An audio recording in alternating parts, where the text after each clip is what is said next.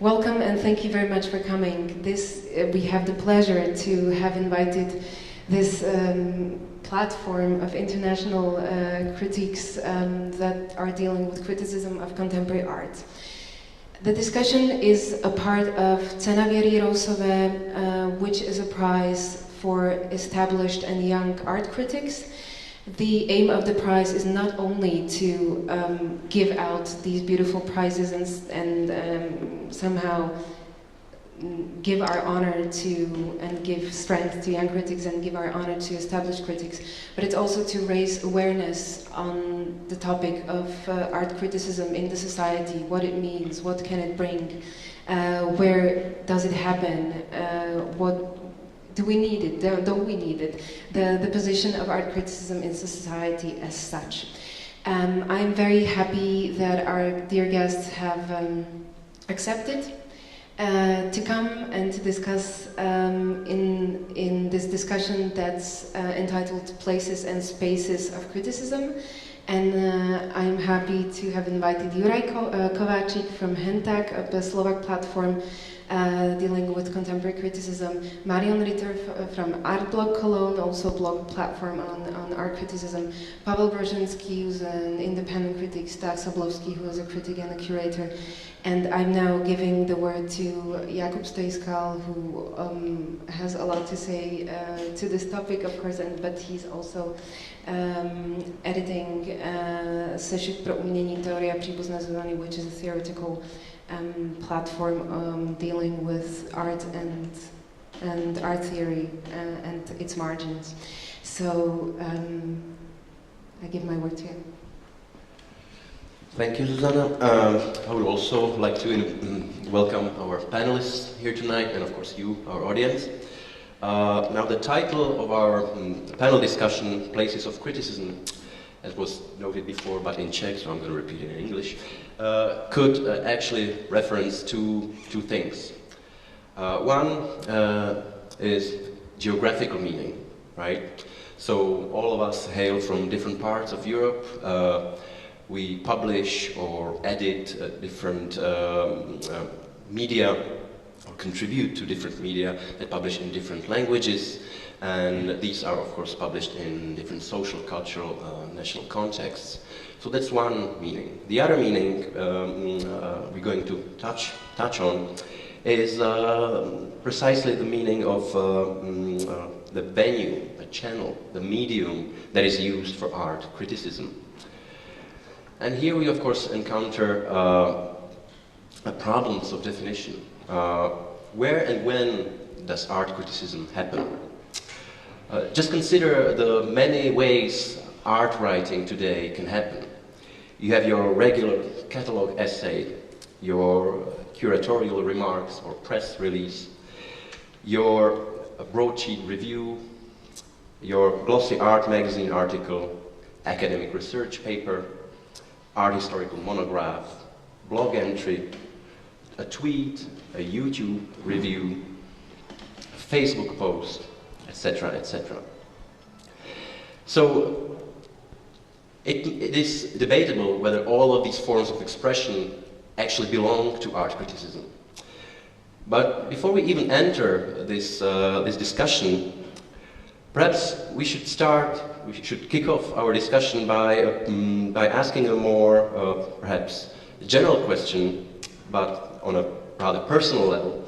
That is, perhaps some of us, it definitely applies to me, would hesitate to self-identify as art critics. I definitely do not dabble in art criticism much, and so I wouldn't call myself an art critic. So my first question to our panelists would be if they identify, if they have any misgivings about the rubric, about the label art critic. I guess we can start from our right side and then just move on. So I will ask Juraj first. Answer is simple: no, definitely not. I'm publisher and editor of Hentak.sk, and that is my role on the scene. So you're basically, so originally you're a photographer, right? Originally I'm a photographer, I'm still a photographer, and yeah. This is something I'm doing by the way, and we have started Hentak in spring 2013, and at first we were thinking about maybe more about popularization of art generally, but pretty fast it started to be a center of critics in Slovakia. So you regard your role as someone who actually makes space for criticism? Yes, exactly. Okay. Okay. Maybe not fully intentionally. Okay. Marion? I am pretty much on the same page. With Artblog Cologne, I try to give a platform for art criticism. And of course, I also write about art, but I'm always a bit hesitating to call myself a critic.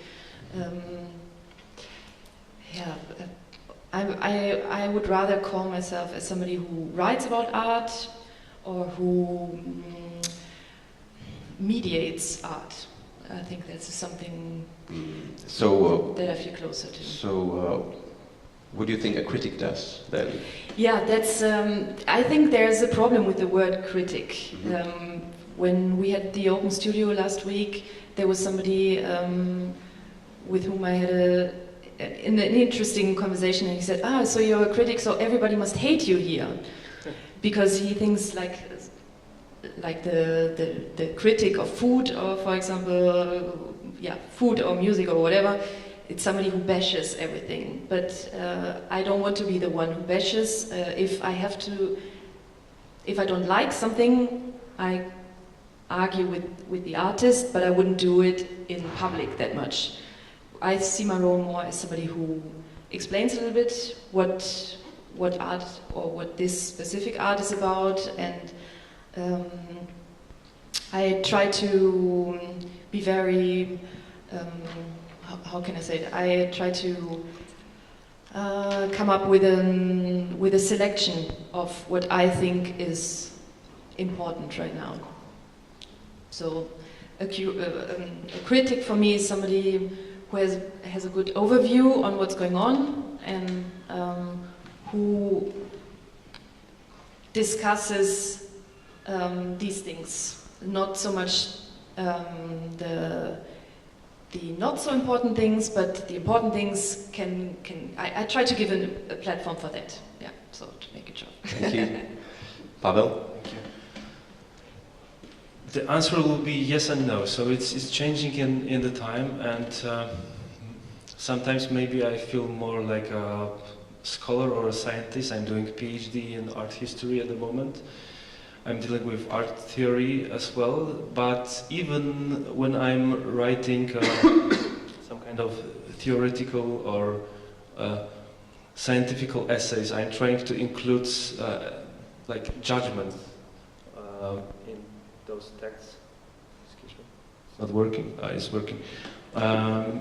So even in your research, the process of selecting. Excuse me. The process of selecting the material and the artist about your writing, it is an art critic as well. But I'm not art critic in the sense of a person who is following. Who's following everything. Yeah, just put the microphone a bit further from your mouth. All right. In a sense of a person who is following almost everything what is happening, and who is attending almost every exhibition in his or her city or even country sometimes. But occasionally I'm doing this kind of criticism as well. But I'm not like it's not my type of personality to follow everything. I'm more selective, and because of that I'm maybe trying to catch some wider perspective, more like in the geographical terms and in temporal terms as well. So maybe not what's happening this month, but like this year or this decade. Thanks. Stach? How about you?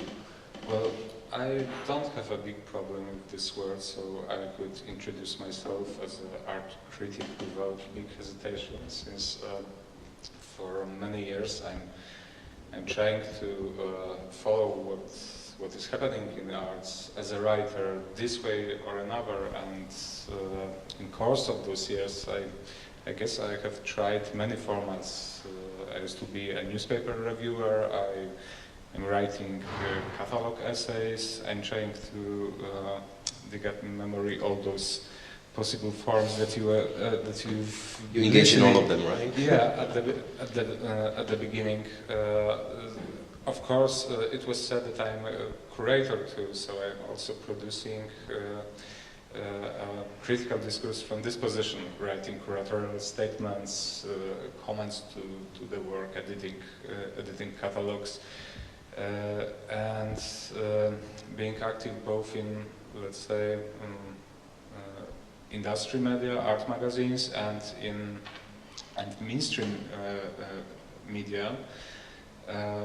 Yeah, I think I was never questioning the idea of being critic, even though I'm not associating this term so much with idea of bashing things or people.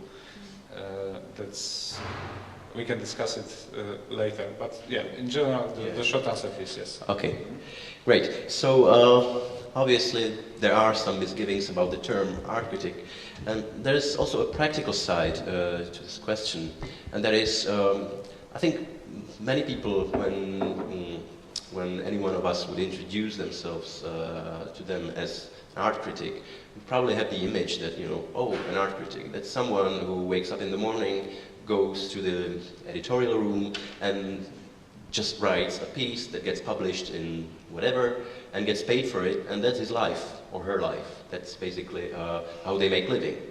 I suppose just because I know that all of you actually are not just art critics or even just editors. I suppose it's not just your choice, but it's also an existential choice. So my question to you would be, how do you negotiate between those roles in the sense of whether you think that there's like different individualities competing in you, for example, the critic and the curator, the editor and the critic, the photographer and the editor, and also the more pragmatic question, how do you make living by writing art criticism or editing? So anyone who would want, yeah, you can follow the order from the first question. How I'm making my living? Yeah, very, very partly, and is source of my income, but very limited because as editor or administrator I have something from it, but it's not big money, and maybe that is a better question about my authors. And we have today, if I'm not wrong, around 14 authors we are working regularly with, and all of them, if I'm not wrong, are curators and critics at the same moment. Any of them is just writer in any meaning of this. But you cannot make living just by editing hand type? No, definitely not. Yeah, no. yeah. And just a quick question, most of the budget is covered by public grants, public money? No, that is the smaller part. Smaller Biggest part. part was from I don't know, partnership with one bank. Okay, Yeah. so corporate money. Corporate money. Okay. Yeah. Thanks. I'm a freelancer, I'm not employed anywhere, so I have to live from lots of different things. I'm a curator, I write for lots of different magazines, I work for an artist as an assistant. And Artblog Cologne is a project that's not, that I didn't start to make money with it. It's where my heart is, more or less, and the money that I make with it through advertising I give to the authors. But this is more or less like, it's coming out like zero. There's nothing left, but that's totally fine for me, because I think I'm at a point right now with Artblog Cologne that everybody's telling me I should make it something bigger. I should try to get a sponsor or somebody who wants to put money into it. But I think at this point that would have an influence on the content, and I don't want it. I want to keep it as it is right now. Or maybe somebody wants to give me some money and doesn't want to influence the content, then it's fine, but whoever puts money into something wants something out of it. And right now I don't know how to bring these things together. So what I want to say is I don't make money with writing. That's it. Okay. And just before we started, you mentioned one thing, that actually Artblog Cologne doesn't get any money from the public funds at all. Yeah. And this is the standard procedure in Germany, right? Because so it's any journalism journalism cannot, okay. No, because journalism is independent, it has to stay independent, and so it cannot be funded. I think it's different in other countries, but... Very different in here, yeah.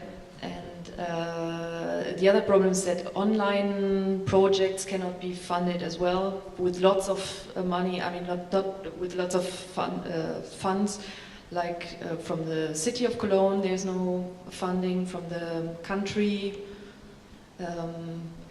I tried lots of different things. It's just not possible right now. They are all trying to they are suggesting things like I could do an extra exhibition that could be funded, and then I could put the money into Artblog Cologne, but this means extra energy into an exhibition, and that's just not possible right now. Pawel? Yes.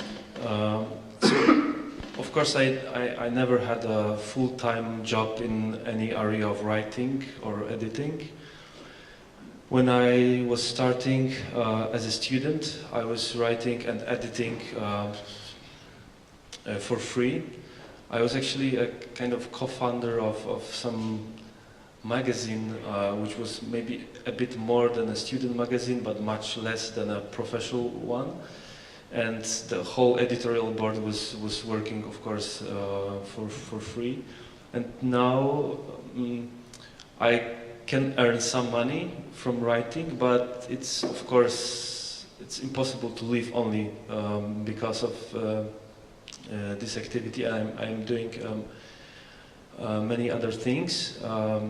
Actually, I decided not to be a curator, but yeah, I have that kind of experience as well, but I don't want to mix these two activities, actually.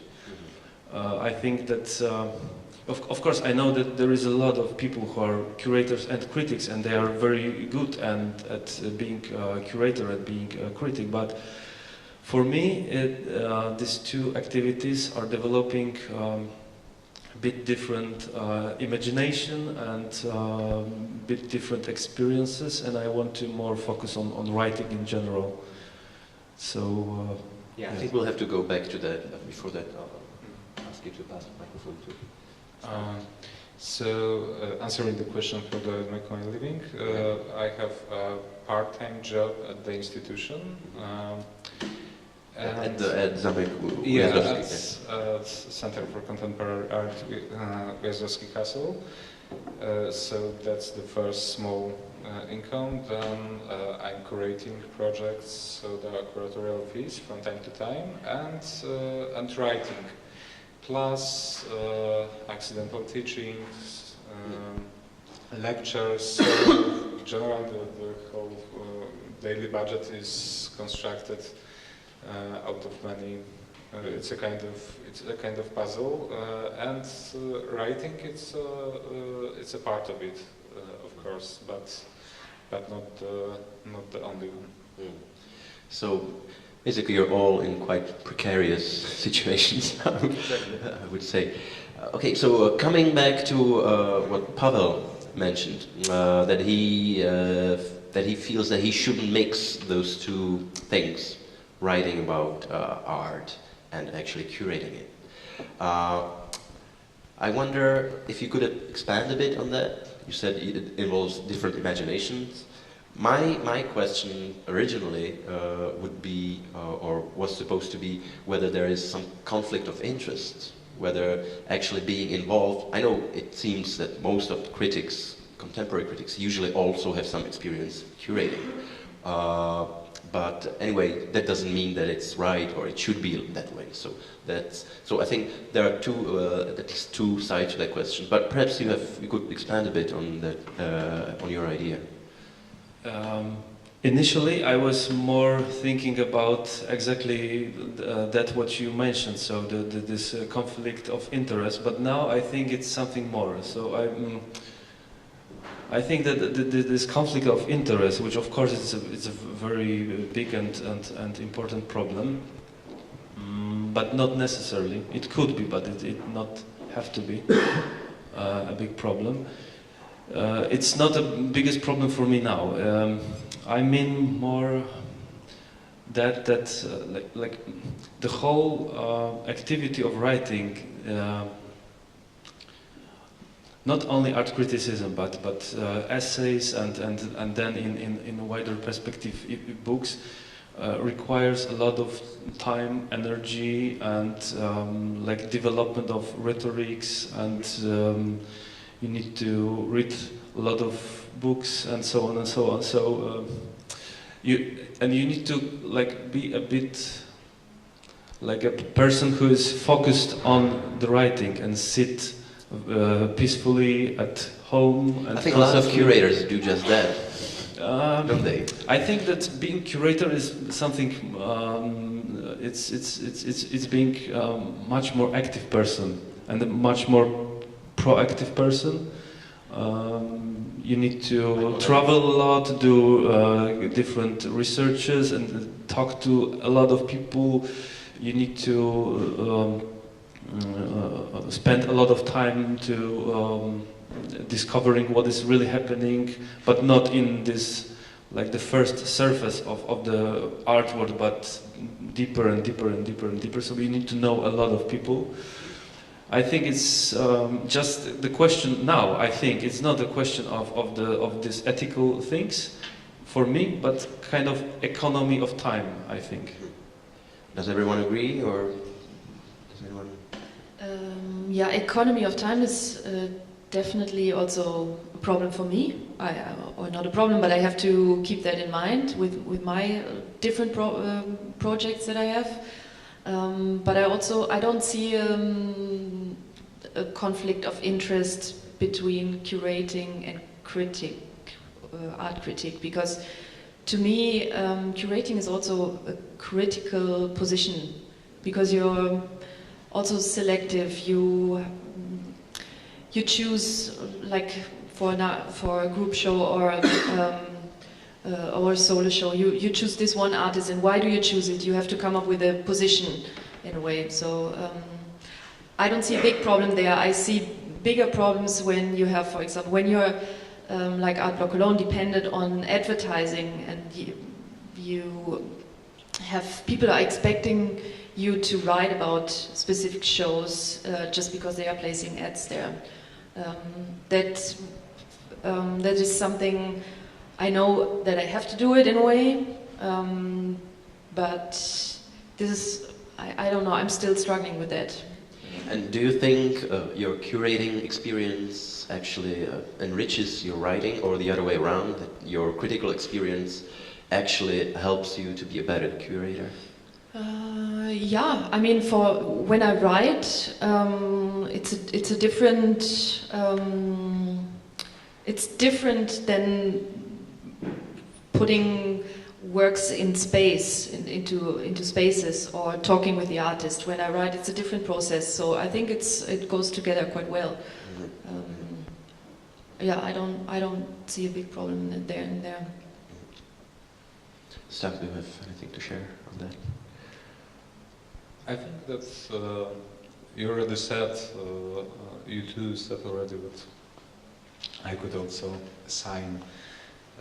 Maybe I would add one thing, that this idea of mixing two positions comes from the fact being, let's say, part of the art scene in different roles. It comes from need of reacting to things, to events, to artists' practices. sometimes that way, sometimes another, but I totally agree with you that every curatorial decision, it's a critical act, and in fact for me it's a little bit difficult to sometimes to divide one from another, because it is all about taking some kind of position towards what you can observe on arts. In economy of time, it's a different. I think it's a different issue, because there can be always bad economy of time, and probably a lot of us, as we are sitting in this room, is under bigger or smaller economic pressure that disturbs the proper economy of time. But it's not about general distinction between the two positions. And I would add only one last thing, that because this discussion is going on and on, if there's no, if the conflict of interest between position of art critic and curator exists or not, and in the background there is this figure of let's say full-time critic who doesn't do anything else apart from being a critic, that is namely a little bit historical figure, I guess, a newspaper employee who works in arts department. And I must say that I have never experienced how it is being such a person, because I was starting writing as a just collaborator or independent critic, and it never changed. I was never part of any edition group. I was never employed by any magazine or newspapers. But now I have, since at least in Poland it happened, all the full-time employed critics I knew got fired in recent years when the crisis of the media began. Now I really cannot find in my mind, at least in our country, anyone who would do only art criticism, and who wouldn't have a second, third, and sometimes fourth life as an academic, as a curator, and so on, so on, so on. Yeah, that definitely is an endangered species, this full-time art critic. I think we would all agree. So what surfaces here is basically two kinds of art critic. You have Pawel, who's an art historian, who's doing his PhD in art history, basically has a second life as a university theorist. And then we have curators, critics here, of course, I suppose, with some academic background as well. So perhaps I could ask Juraj, who is an editor, what's your experience? I mean, with the criticisms, with the reviews that you publish, would you say that people that have background in curating, or perhaps are even artists themselves, that these kinds of reviews differ, let's say, qualitatively, or even just in character, from criticism done by academicians, by art historians? Don't think so, because frankly I think the academics are tended to write too formal, or too formal is maybe a good word for it. Yeah, I like... But you still publish some of their work, don't you? I don't think so. You don't? Okay. I have read some, of course, but I frankly, I don't like them. So you avoid I'm trying to avoid academics. Because I think they are too boring for internet as a medium. Okay, too boring for internet. Yeah, okay. That's a good one. Okay. Fine. So since we started on the topic of internet, I think we can move on to this topic, which is of course very pressing. I think we would all agree, or if you disagree, then voice your disagreement, that in the last, let's say, decade, I would say majority of art writing has migrated from press to digital, right? one of the symptoms of this, one of the phenomena that have accompanied this shift, is what could be labeled democracy of judgment. There's the traditional hierarchy of critical voices that were associated with prestigious or semi-prestigious venues, journals. This kind of hierarchy has been dismantled. So I would put to you the idea that now what we have is probably there has never been in history as much art criticism written and published. If by published we mean posting on internet, which anyone can do. I mean, we are at the peak, and with every year there is another peak, right? Because I'm not sure that the readership is expanding, but again, that's something we could talk about. So my question would be, of course, Juraj edits an online medium, Miriam edits an online medium. I suppose you publish quite often in online media. So how would you describe the effect of this shift, which you, or at least you two definitely, were part of? Has it contributed to art criticism or art writing, if we want to avoid that term, and or has it been detrimental? Are you yourself struggling to establish your place as somehow superior than just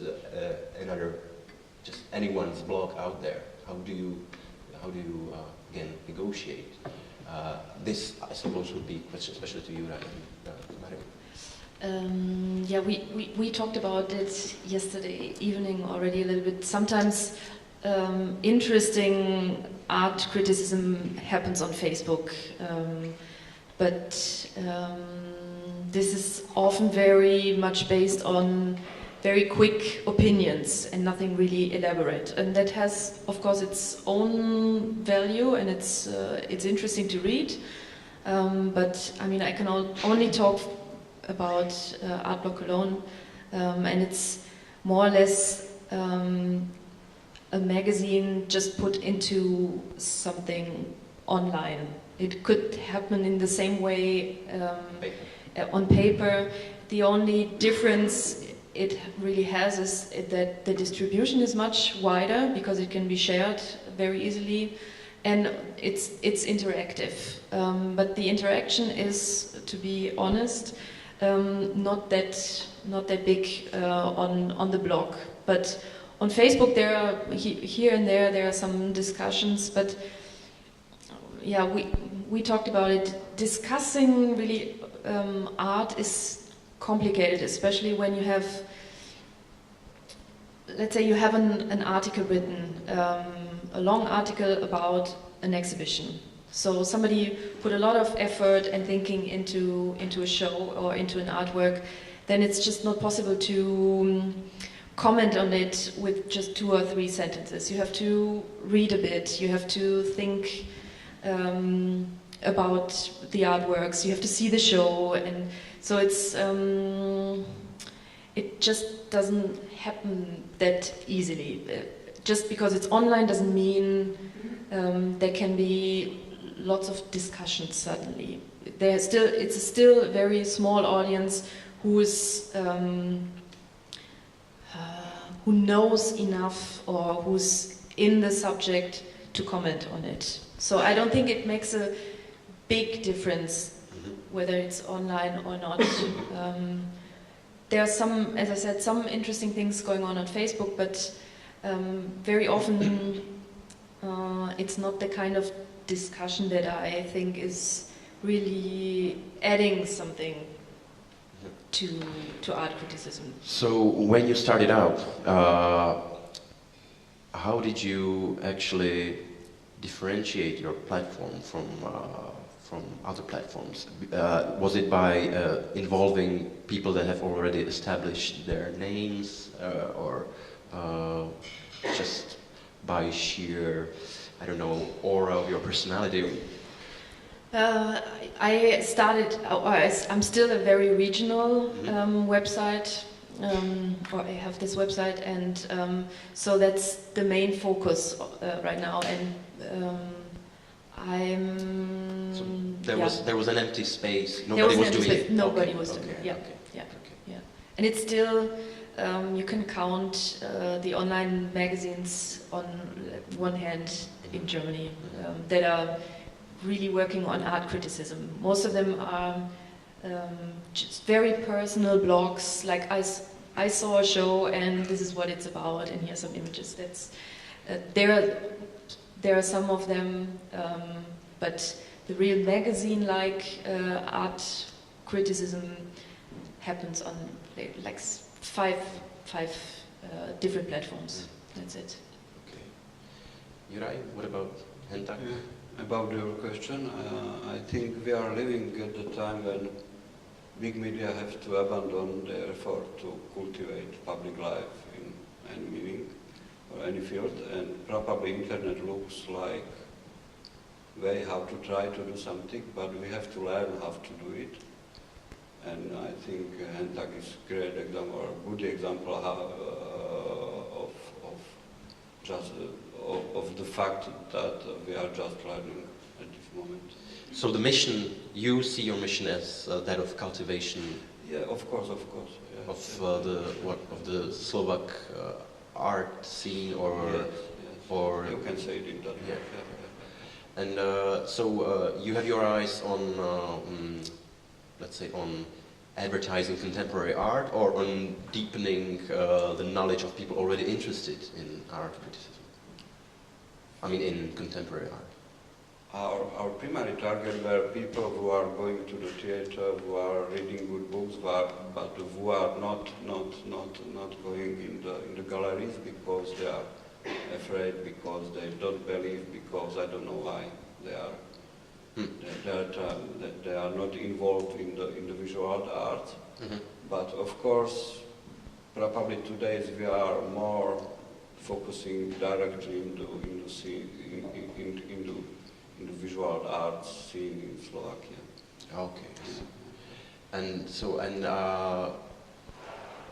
you mentioned that the posts that you share on Facebook are actually inside discussions. Does that happen? We have some discussions, very, very rough in some moments, must say. Not only on Facebook, but on the webpage. Okay. And Hentak started, what, 18 months ago? Yeah, in spring 2013. Yeah. So would you say that it has, of course you would probably, but would you say it's a success story? I mean, has it It depends on the definition of success, of course. Yeah. But people regard. People regard it as a place of. If you count as success, we are polarizing society in some way. Yeah. Yeah, that sounds like success to me. Yeah. Maybe. At least when it comes to art criticism, right? Yeah. Okay. Can I just? Yeah. Go ahead. Whenever artists write about shows or other artists, then it's much more polarizing. I realize that. We have much better discussions when artists are writing. So, do you have any explanation of that phenomenon? I mean, I have some artists writing for Artblog Cologne, but they write under a pseudonym. And with this pseudonym, they are just free to write about, or to really express freely their opinions. And they love doing that, of course. When they are so frank and free, they... Oh, I see. Yeah. So the readership actually doesn't know. Yeah. The readers don't know that they are reading an artist's criticism. Yeah. Oh, that's but I'm still I always try to persuade them to write under their real names, but they think it's too close to their own art in a way, and I can understand. I would never do it with art critics or academic art critics.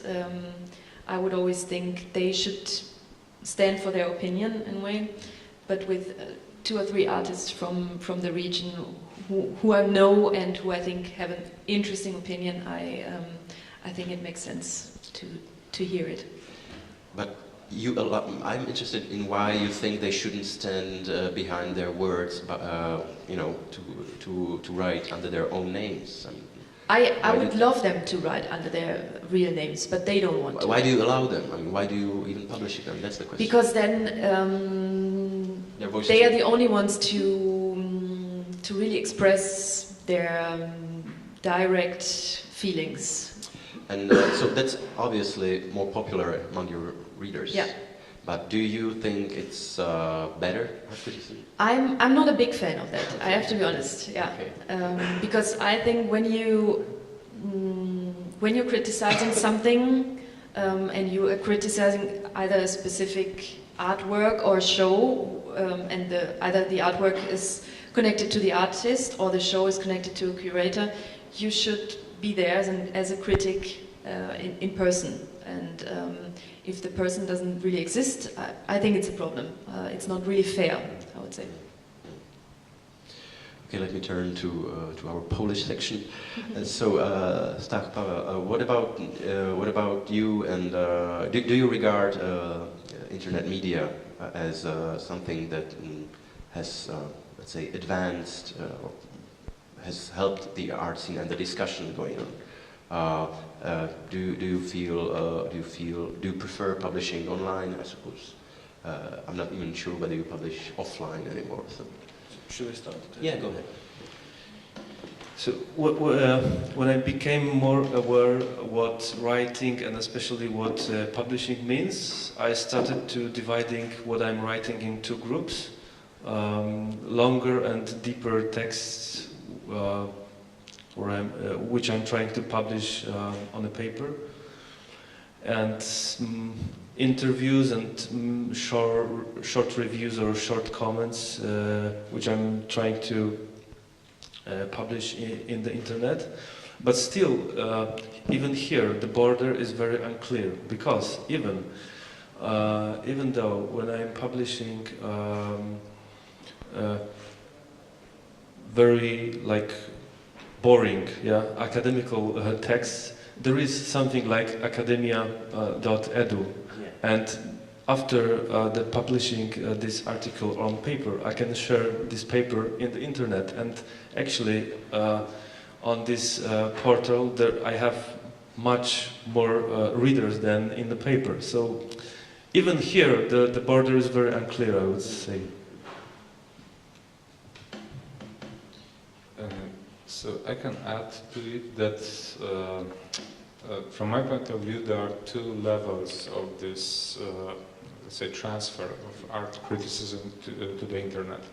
First one is economical, and it was already said that at the same time when traditional, say, paper media were shrinking, the art criticism as a traditional project, and by traditional I mean the projects based on this historical structure, that there is an idea of magazine, there's chief editors, collaborators, writers, some kind of structure. So this kind of project moved to the internet because it's simply much more cheaper, and it was the only way to survive. You don't have problem with distribution, which is the most difficult thing for any paper physical project. And there is no printing. Generally, it was easier to go on, and many Polish art magazines that started as a paper one, they have today the strategy that the main part of the magazine is online, and from time to time they are publishing a paper reader. And in the reader usually you got different texts that were published online, longer, more essay-like forms, and yeah, the reader is the precise term. So this is the one level. Another touches the problem of democratization of the critical scene, and this is different story for me, because of course this democratization is a fact, but at the same time I see it only as a potential possibility rather than something that is actually going on, because in fact everybody can establish at least a simple blog now and start taking part in the discussion. And I'm referring to Polish perspective now, of course, because it's difficult to cover it worldwide, but I don't see too many people who really use this occasion. Especially that maybe it should have been said on the beginning from my side that I also think that the position of art critic is constituted by a sense of continuation, that it's almost impossible for me to be art critic incidentally. That art critic is someone who is keeping doing that, and it's not just a problem of quantity. It's connected to a particular kind of attitude, and with this individual online projects. You know, that, okay, I'm starting a blog only tomorrow. There is a problem of continuation, and at the end of the day, not too many people really had enough determination to keep on going with it. This is the possibility that has not been really used by the public, and probably it says something about art criticism as, let's say, social institution. In a contrast, I see other line of democratization that actually functioned, the meta-criticism. That since the readers got access to text and possibility of commenting them, the writers who used to be, let's say, separated from the readers and had this comfort that whatever they published was already there and they could imagine that everybody loved their text, for example, they realized that there are polemics, that there are contrary views, and that there are people who not only argue about the opinion, but also people who can analyze the text itself and review it online. And this, I think, brought art criticism to a little bit higher level, because writers simply had started to control themselves, both those new internet-born critics and the old pre-internet critics too. Yeah, that's an interesting distinction you made there between criticism and meta-criticism. But I wonder whether it can be sustained. What you're actually describing is that somebody publishes an online piece of art criticism, and people start reacting to it, to actually not to the art, but to the actual piece of writing. But at least in my experience, very limited, I must admit, you can't really separate those things, because what people are actually engaging in is saying, "Oh, I disagree with this because actually, you know, it's substantially wrong." It's not because, you know, that's not how you write a review. Of course, there are arguments like that as well, but you got it wrong, or you got it right, or something like that. So there's always, it would seem to me that there's always some kind of, that this actually really is something interesting going on, that people are actually involved in not just meta-criticism, but actually in their own, you know, there's a discussion going on. But I wonder, you said that the real democracy of judgment hasn't really happened. There's an option, there's a possibility, but it hasn't taken place.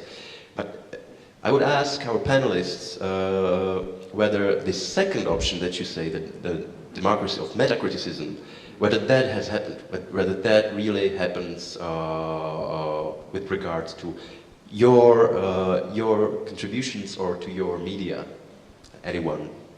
Marion, you shake your head, so...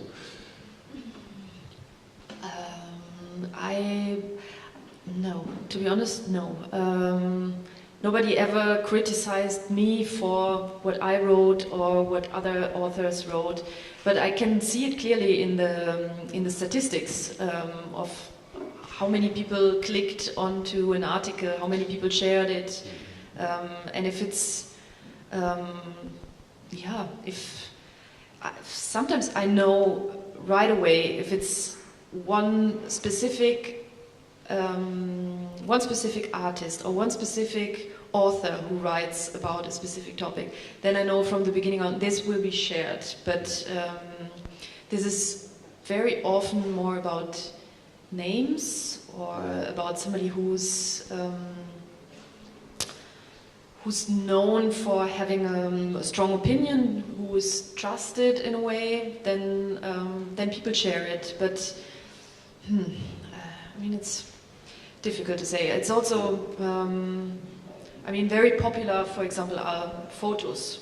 When I post photos on the blog, they are shared so easily. So sometimes I would say it's a question of a trusted author whose opinion is really important to people, or it's about a famous artist, or about photos, I would say. Yeah. Juraj? Yes, we had some reactions. Some of them are really personal. So, what was I surprised? There are problem on authors. Authors have problem to. The artist or the authors? Artists have a big problem to accept critics. Important authors, but I don't know, they are not used to or what.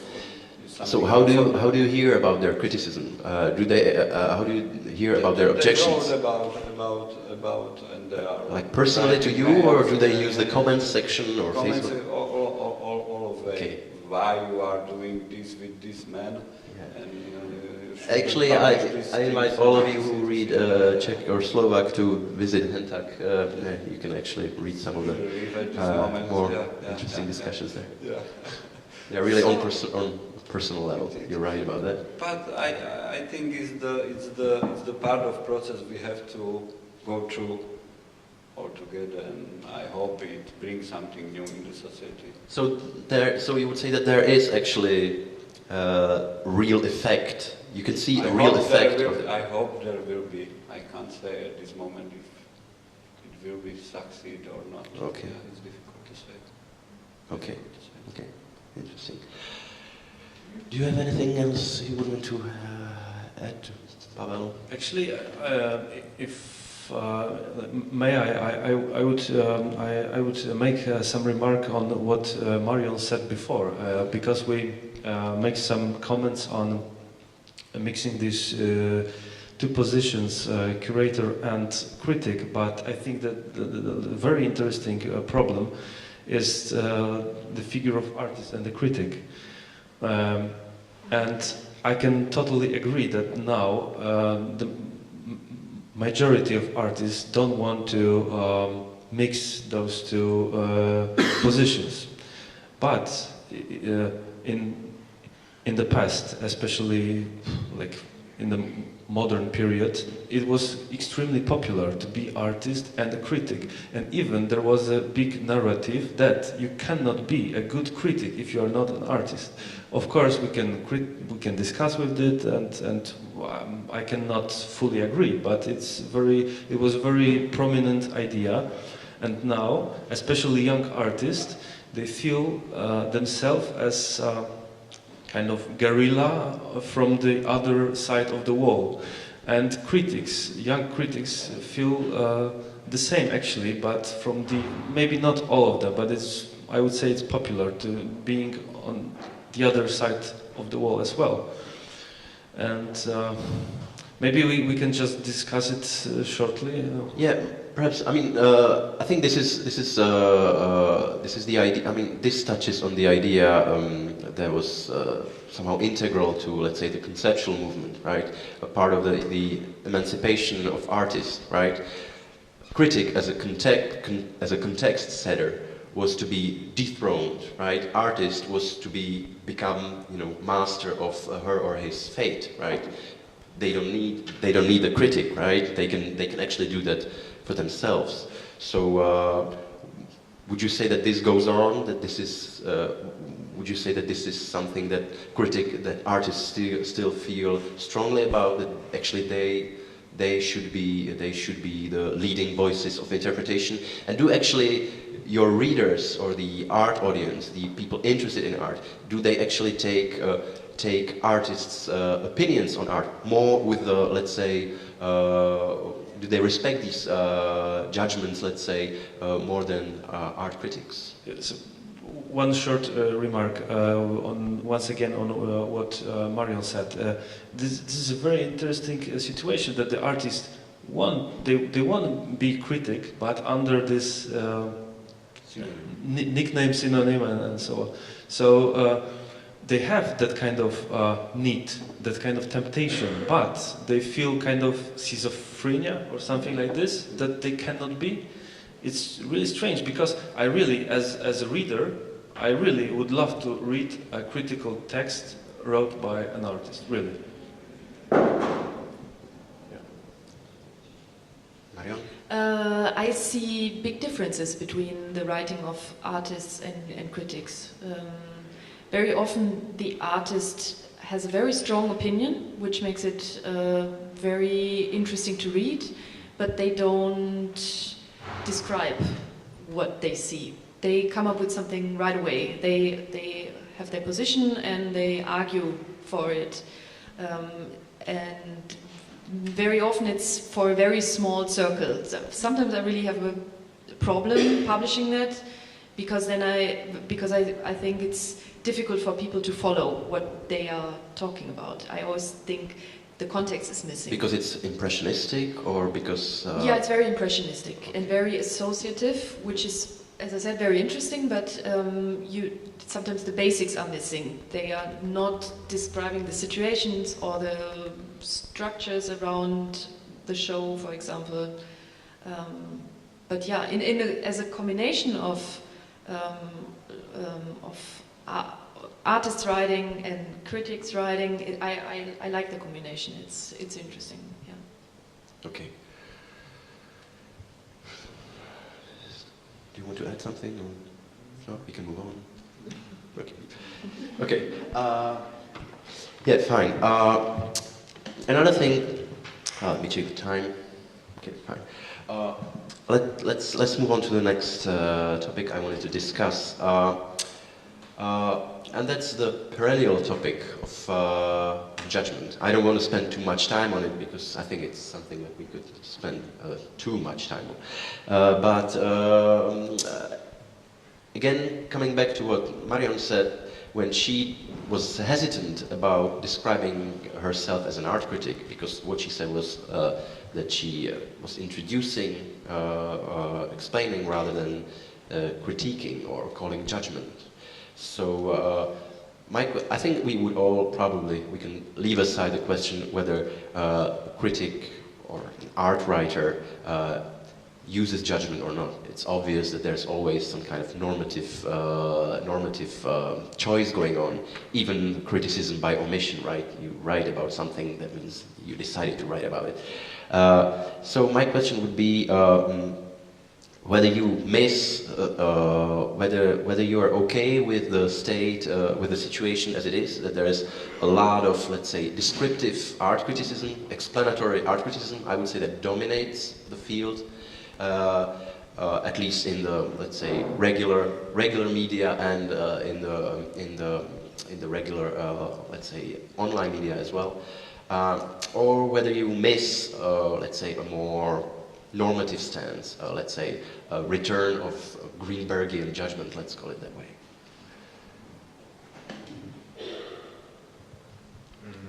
Well, I think that you have put it on in very extreme way.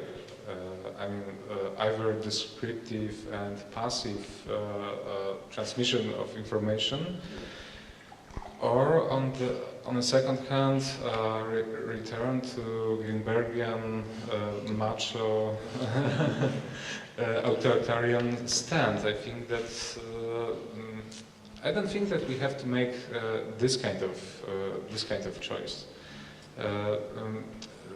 I think that the judgment and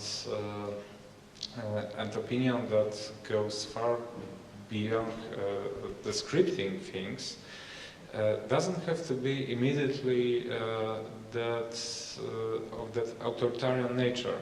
Yeah, that we can look for judgment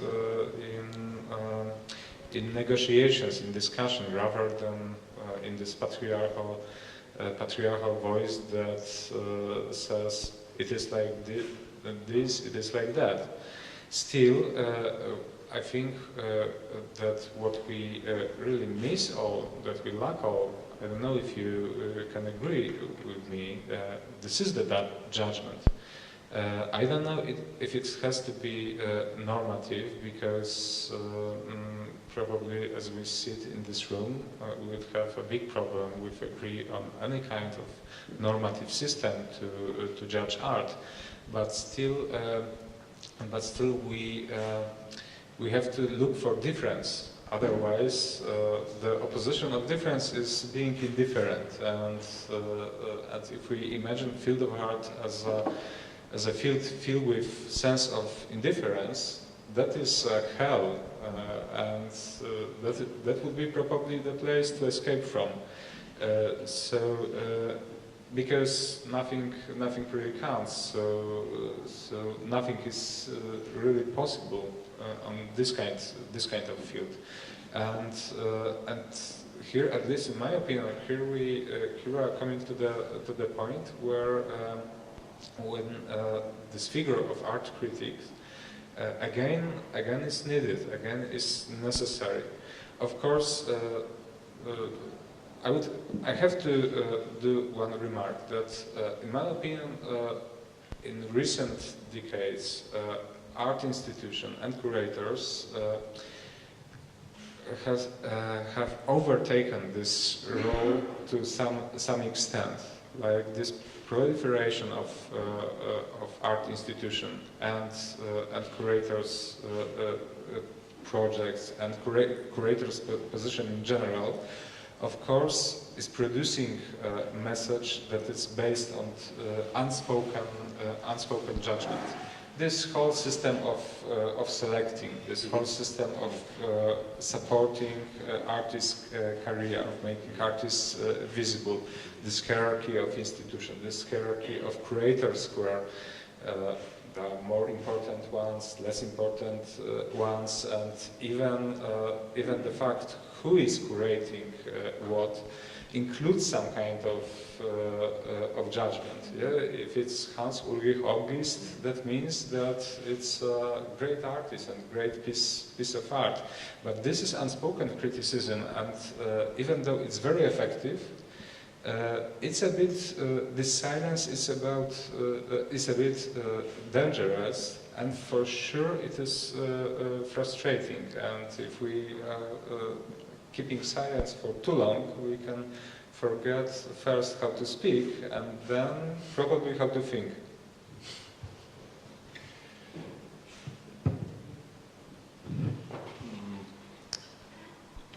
Actually, I think that there is really a lot of criticism based on the judgment at the moment.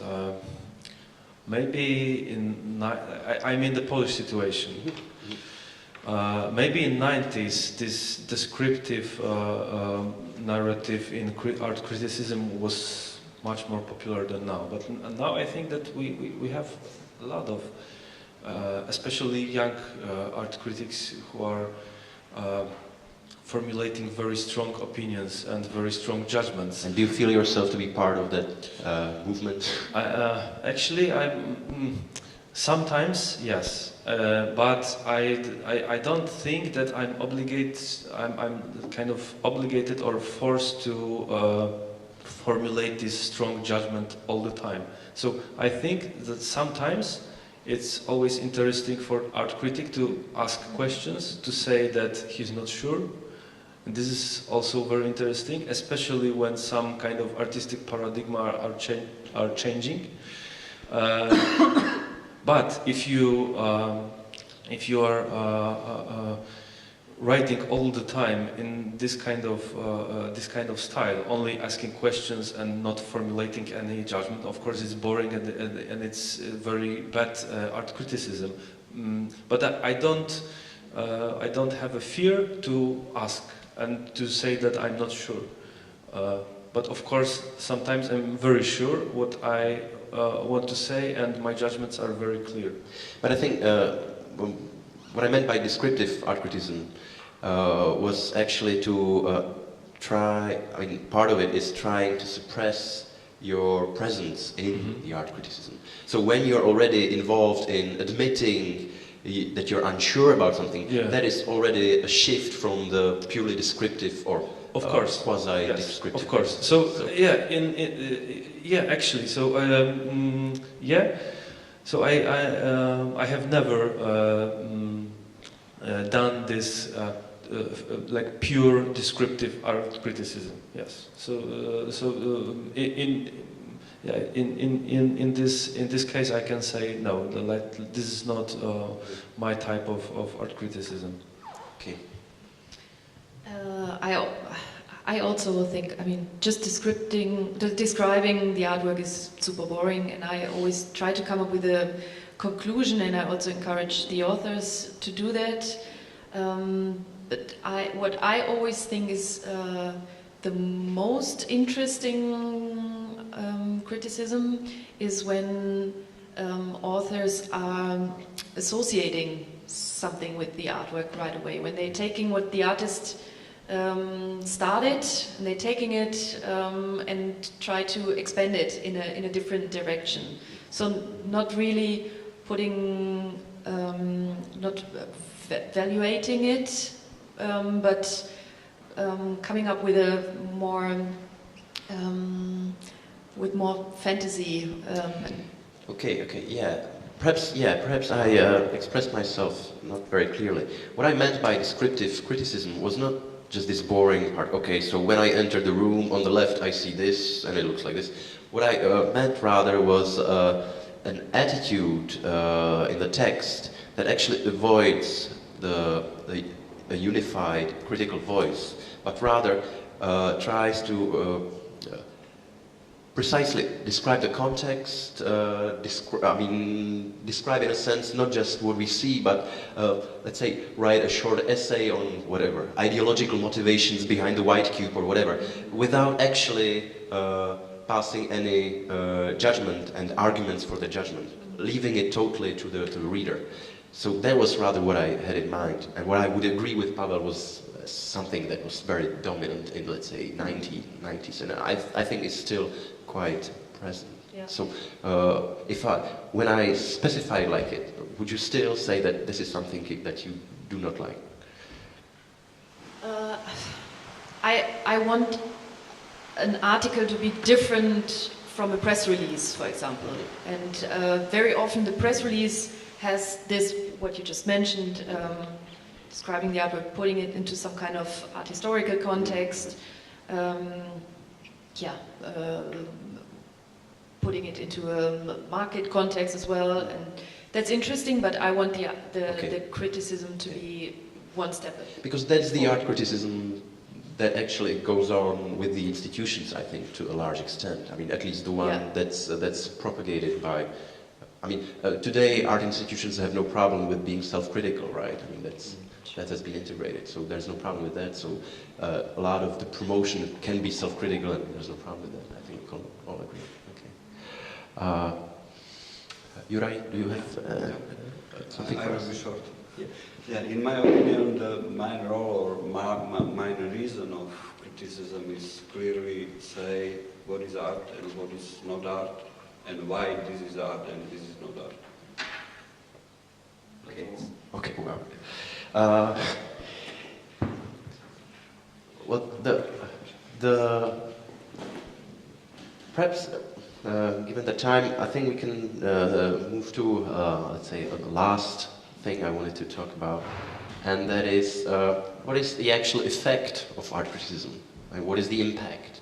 What is, I mean, if there's so much of it out there, who reads it? Why is it important? Does it really change anything? Does it change, for example, the market?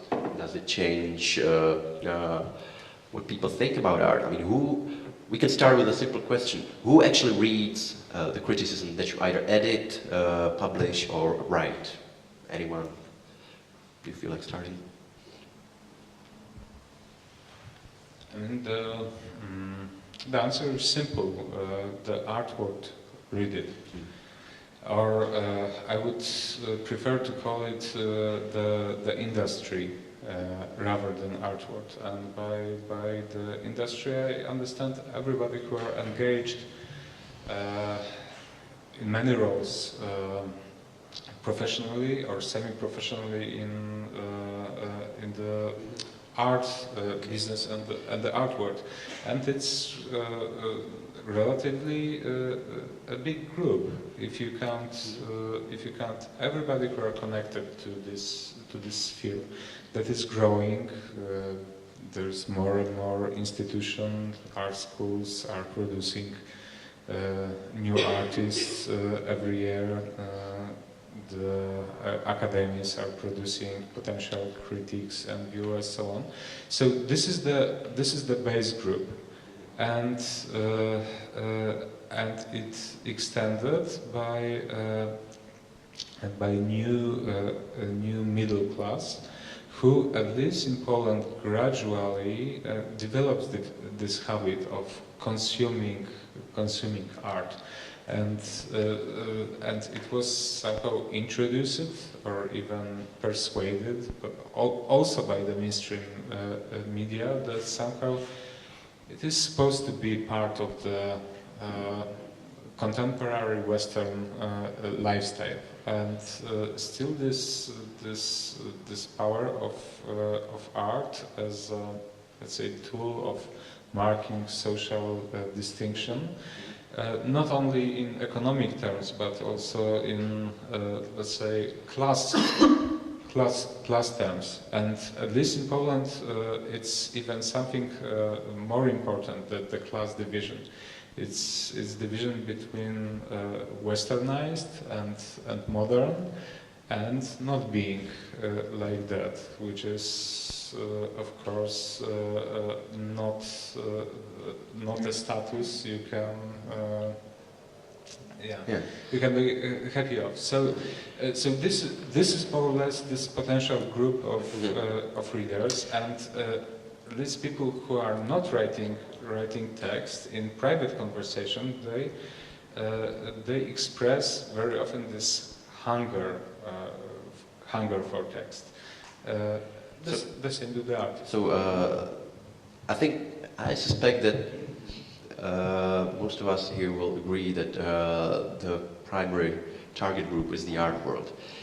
So I should probably add a question to that. How do the readers actually use the text? Because there is I think quite often, at least what happens with the glossy art magazines, is that people just browse through them, take notice of the names and do not really read the text. So would you agree with that, or do you think that depends on the medium, on the readership group, or how do people use the text? What do they do with it? Oh yeah, if you could say a bit about that. No, the answer would be too long, and I don't think we have a time for it, because to put it short, it very much depends on the medium and on the place where you publish the text. The glossy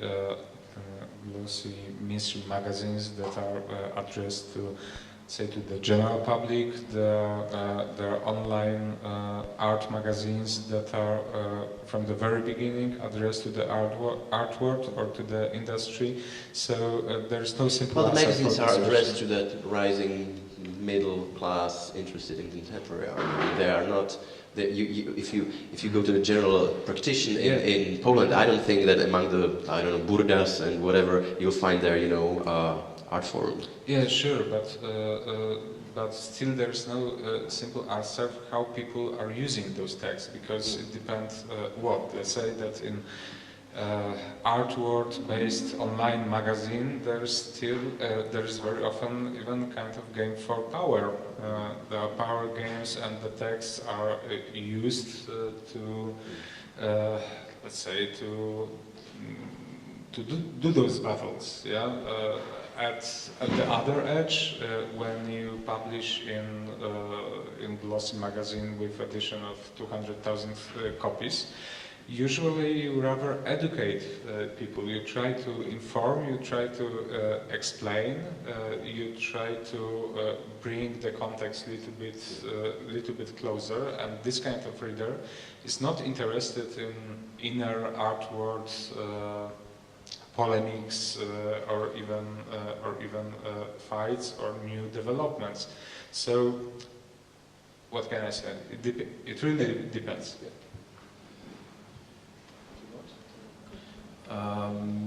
More or less, of course, I can agree with what you said, and trying to answer for the question about impact.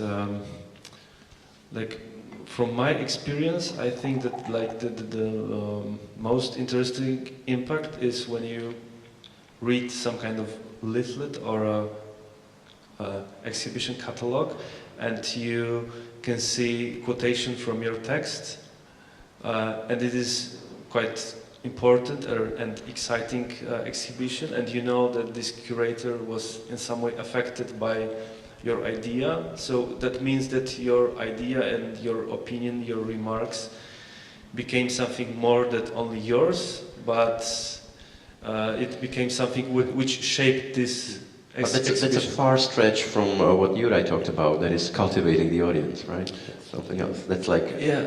There's a danger of echo chamber, right? You know?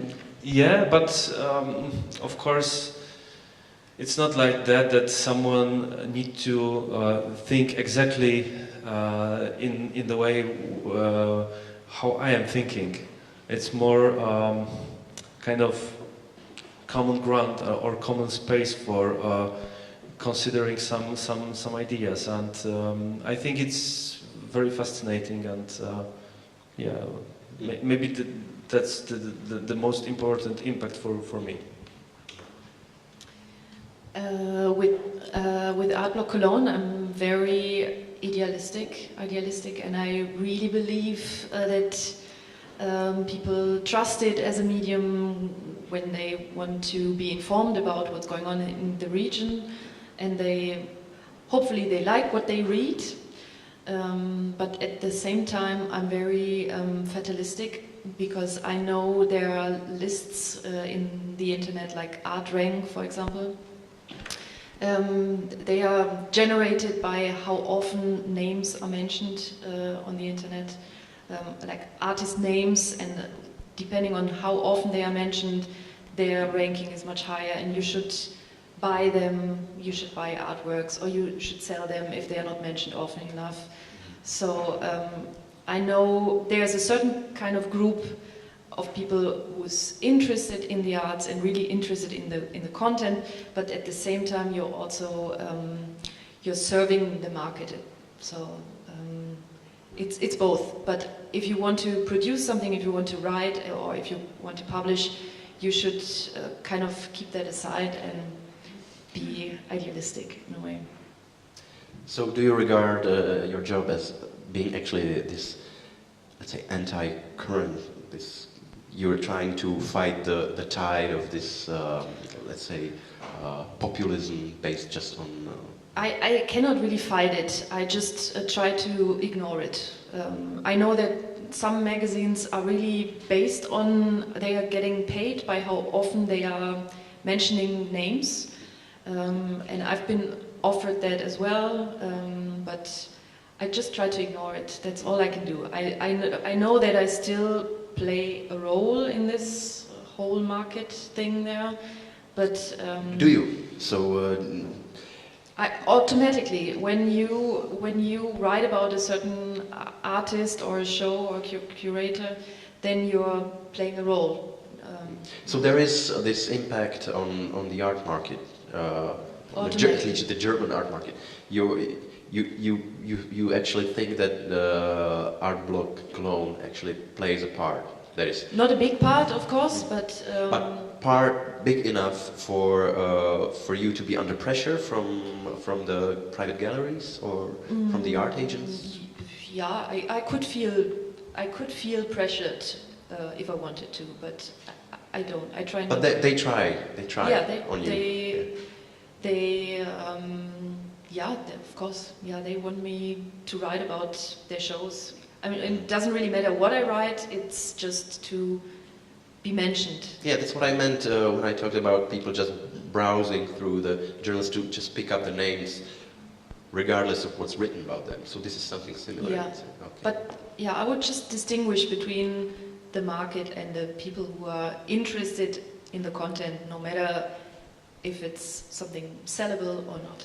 So there's quality out there regardless of the market. I really believe so. Yeah. Juraj? I believe there is a lot of people who want to read something more than just this entertainment. We have had that cooperation with Smejić, the biggest Slovak newspaper. On a weekly basis we published talking with artists about artwork which was interesting or important for she or for he. And it was pretty popular, and some of them has tens thousands of readers, and one article was most popular on online SME for 1 week. The most popular out out of all. Most popular, really. It was about photography from 50 years. Mm-hmm. It was very big surprise. So I think that people want to read, but you have to find the way how to touch them. So on this optimistic note, I'll open the floor for questions from the audience, if there are any. Raise your hands. Okay, Michelle. I try to open the question, so hopefully there will be some other as well. I very liked the discussion. There were, for me, very interesting ideas and opinions. I'm really impressed. And just I wanted to to point that I'm a visual artist, and for me, myself, the art critic was, after my studies, something very, very important. So as it was said that art criticism has different roles, like this is this popularization, and there is this aim to formulate some important, or point at some shifts of paradigms in social life and society, and there is another role which is like a day-to-day basis, like a reaction to the concrete art gesture, as you said, that there is a need to react to the artist. And I was somehow shocked or impressed by the fact that there is this negative criticism, which should be part of the text, on which I found myself very helpful many times. When I read art critic about my work, which was critical, like negatively critical, so for a few hours I felt shamed, but somehow it really helps in my further artwork. So this is the things which I'm missing and I was missing the negative criticism in the art world.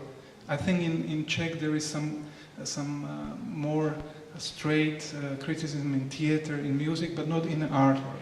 I think that applies, generally, that there's negative criticism that it's kind of hard to come by in art criticism. Wouldn't you agree? I mean, is there...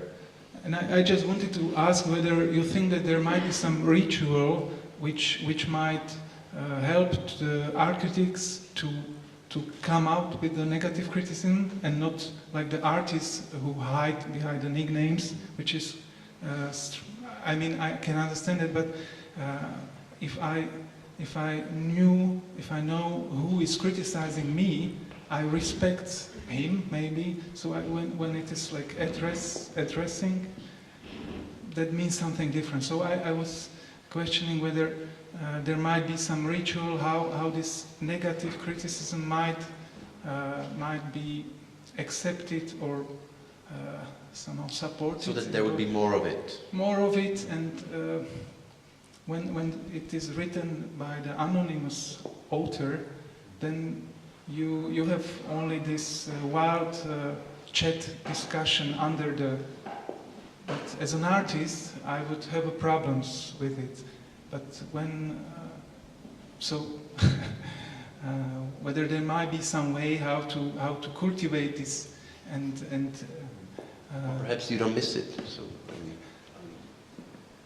you think about criticism, there was that scene in Atlas of Clouds. If you have seen that movie, the scene when author throw critics out of the window. So probably it's not just contemporary problem, this negative. But the question, I think, was that the complaint was that there is not enough negative criticism out there, and it could be helpful. You're saying, yeah. Yeah. So being a good art critic means be courageous person actually, because there is a lot of situation where you want to formulate a very critical statement, but this statement is about the artist or a person who sometimes you even personally know and you like this person. So it's especially when you're active in a quite small art world. Like I would say, maybe I don't know if Polish art world is that small, but it's not very big. It's not United States of America or something. Definitely bigger than ours. Yeah, but most of people know each others, and sometimes it's very problematic because you don't want to hurt someone, but still you don't like this art, and you know and you feel that it's very bad. So I think that if... So it's a question of courage? Yes, definitely. So there's not enough courage. You're saying that art critics are cowards, I'm not saying it's whereas film critics are not. Sorry. I'm not saying it's not enough, but if you want to be a really good art critic, you need to be a courageous person, actually. Sounds almost like Greenberg, doesn't it? Yeah, but I don't think that it's only a matter of courage. I mean, the courage question is out of question. Of course, it's the necessary parameter, and without it, you cannot go on. But I think that this problem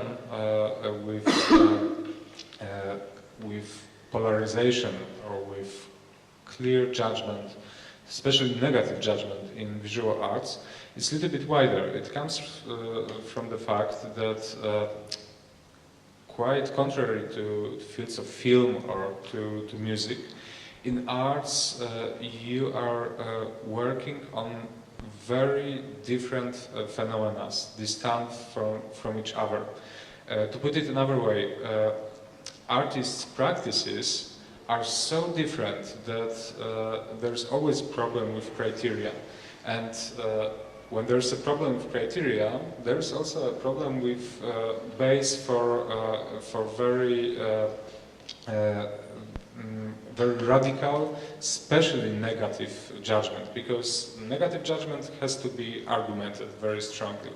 And since it's difficult to compare practices of different artists, because we all know that art field is different from field of, I don't know, films, right? In films, at least you got artists who are using the same medium, the same format.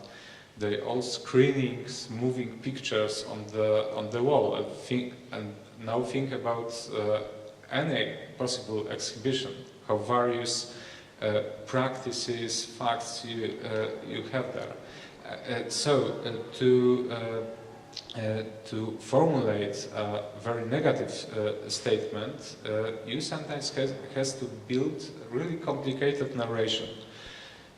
putting the subject of this negative critique into wider context. Build the criteria first before you do it.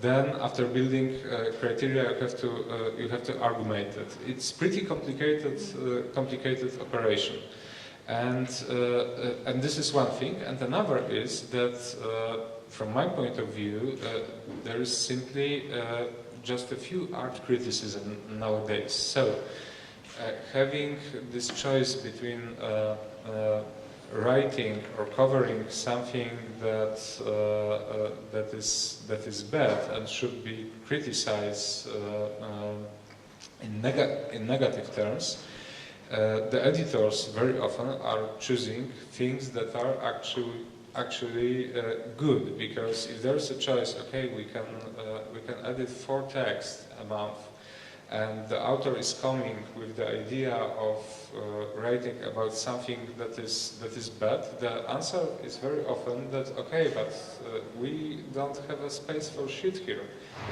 We can cover anyway only just a few things, so let's focus on things that have a value, that are interesting.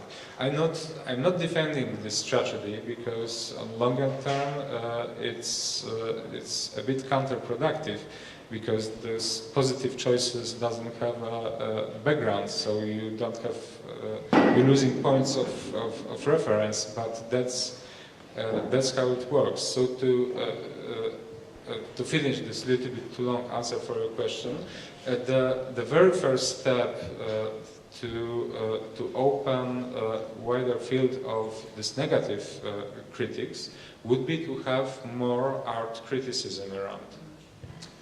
That was a pretty comprehensive answer. Does anyone want to add? No. I think we still have time for one more question, if there is one.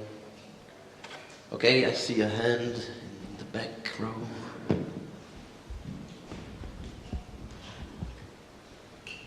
I would like to ask you, how much do you use some theoretical background for your critics? Or are you writing just your own opinions? Do you use some texts from older times or from contemporary authors? That applies to you all, so who wants to start? Marion? That depends. That depends on, I mean, I can, if I speak for the authors that are writing for Artblog Cologne, they are referring to, they are very theoretical very often. But I know that, for example, some authors stand for something specific. They are referring to some kind of theory in general. And sometimes I invite them specifically because I like their point of view on a specific show. Yeah, but it's always, I think it's more interesting to have a theoretical background. So, in my opinion, it's kind of a duty for art critic to know art theory, but not to reproduce those old narratives, but only to struggle with them and to learn reading them, to construct own art theory, which in this common art criticism could be very intuitive, but still you need to in some way develop your intuition after this kind of, like, a lot of different readings and a lot of different experiences.